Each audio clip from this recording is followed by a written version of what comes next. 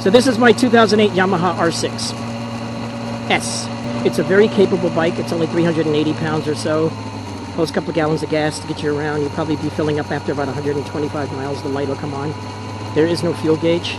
There is a digital temperature gauge. That's kind of nice to have on a bike like this. It's my first 600cc sport bike. I've owned about 29 bikes since 1986, and it's my first 600cc. It's very lightweight.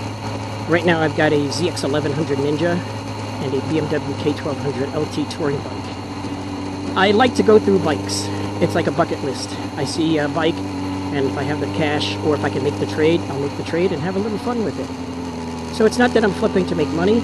I'm flipping because it's fun. You know, you get a bike that you never had before, you ride it when you get tired of it, and you get yourself another bike, and you're on the way.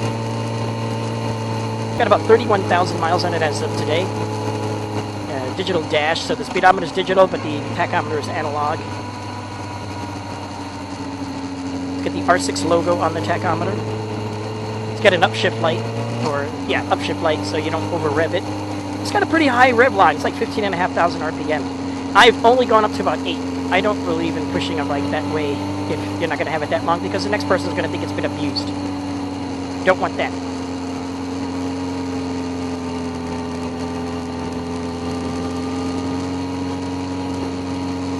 Sounds very nice. It's got the one headlight deal, but it really is a nice bike to ride.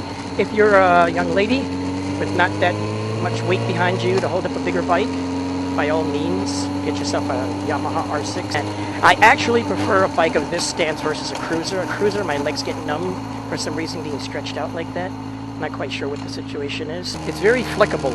I believe that's the term they use. Getting a bike into a corner, taking it through the turns and all that kind of stuff. It's very, extremely flickable.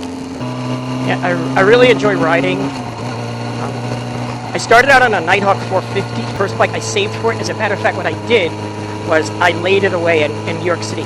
I put down $200 per month for 9 months to get this bike that I bought, brand new.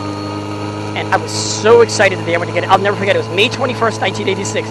My older brother was sleeping late because he didn't have to work. And I was like, come on, get up, let's go. All right. And we'd take like a 2-hour train ride and walk from the station like a mile or two to get to the dealer. We had our helmets, and my bigger brother was gonna ride me home.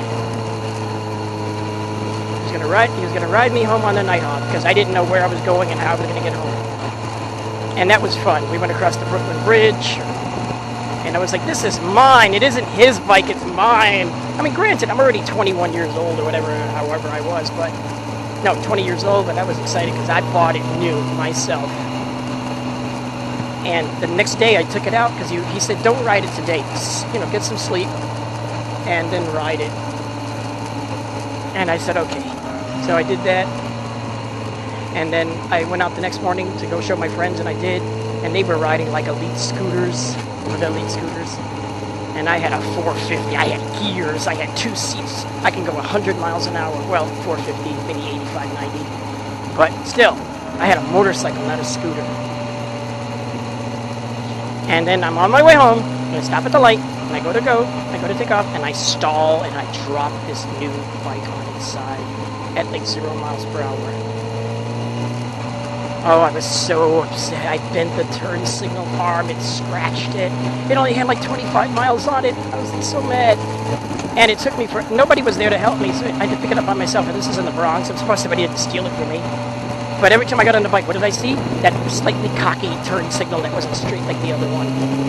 Oh my goodness, I almost feel like buying another Nighthawk 450 just to get past that feeling of scratching it and getting over it. But it was $1,800 new with tax and everything. Well, that was exhilarating. That was a nice, fun ride up South Mountain on the Yamaha Mr. Sinister.